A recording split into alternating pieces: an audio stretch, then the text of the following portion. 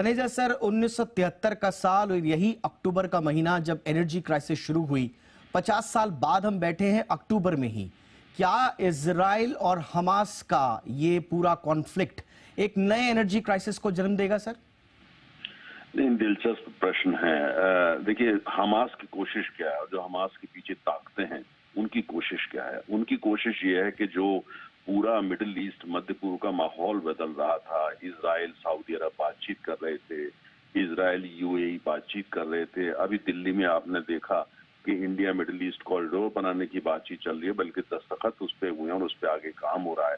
तो कुल मिलाकर के मिडिल ईस्ट जो है उसको ऊर्जा के हिसाब से तो महत्वपूर्ण है ही है, पर भारत के लिए बहुत बड़ा बाजार भी है और पश्चिम के देशों के लिए भी बड़ा बाजार है। तो पूरी कोशिश ये कि पूरे मध्य पूर्व का, जिसको हम लोग पश्चिम एशिया बोलते हैं, वहां का जो जियोपॉलिटिकल लैंडस्केप है, इकोनॉमिक लैंडस्केप है, उसको बदल दिया जाए। अभी तक मध्य पूर्व का नाम लो तो ये होता था खून खराबा, टेररिज्म अटैक, ये वो, तो उसको बदला जाए जिससे वो बाजार बन सके, वहां शांति आ सके और कुल मिला के भारत जैसे देश के लिए वो एक ऐसा जंक्शन बन जाए, तो एक तरफ तो हम अफ्रीका पहुंच सकें और दूसरी तरफ जो कॉरिडोर की बात हो रही है, हम यूरोप से अपने को कनेक्ट कर पाए।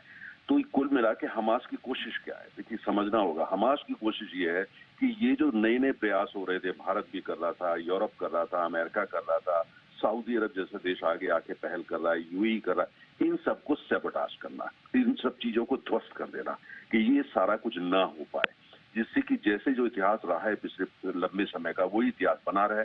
इतिहास तो इजराइल जंग में फंसा रहे, वहां का जो है एनर्जी क्राइसिस बनी रहे, वो पूरे क्षेत्र का विकास नहीं हो पाए। सऊदी अरब जो अपने को अर्थव्यवस्था को ट्रांसफॉर्म करना चाहता है, यूनाइटेड अरब एमिरेट्स जो पोस्ट ऑयल इकोनॉमी बनाना चाहता है, वो ना बन पाए।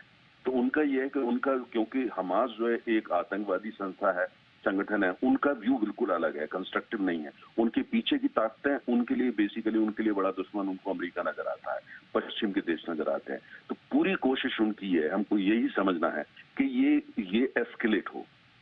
अब सऊदी अरब, यूनाइटेड अरब एमिरेट्स और खासतौर से इजराइल और इजराइल के जितने भी समर्थक, उनको ये देखना है कि इजराइल इसका रिस्पॉन्स करे, लेकिन रिस्पॉन्स सर्जिकल होना चाहिए, जो हमास तक ही सिर्फ केंद्रित हो और ये बात पूरे क्षेत्र के अंदर ना फैले।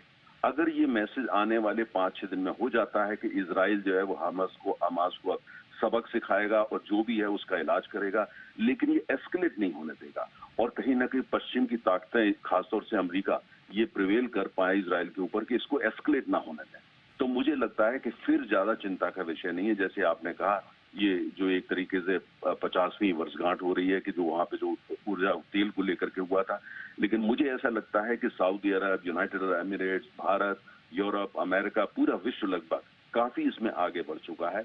और जैसे मेरे को पैनलिस्ट ने चीन का जिक्र किया, एक दूसरे को पैनलिस्ट ने ईरान का जिक्र किया, बिल्कुल सही है। इन तमाम देश हैं वो ये चाहते हैं कि वहां पे स्थिति वो ना बन पाए, जो भारत चाहता है, यूरोप चाहता है, अमेरिका चाहता है, अर्थात वो पूरा इलाका जो है वो इकोनॉमिकली, पॉलिटिकली वो ट्रांसफॉर्म हो जाए। तो मुझे ऐसा लगता है कि इजराइल का रिस्पॉन्स जबरदस्त होगा, लेकिन वो लोकल होगा और इजराइल की ऊपर दबाव रहेगा, भारत का भी, पश्चिम के देशों का भी, खासतौर से अमेरिका का, कि इसको एस्केलेट नहीं किया जाए। आज की तारीख में, कल क्या होगा कहना मुश्किल होता है, आज की तारीख में मुझे लगता है ये कोशिश शायद इजराइल नहीं होने देगा। जी, हर कोई यही कोशिश करेगा कि एस्केलेशन ना हो और चीजें अब यहां से नियंत्रण से बाहर न जाएं, बल्कि कालांतर में नियंत्रण में आती रहें।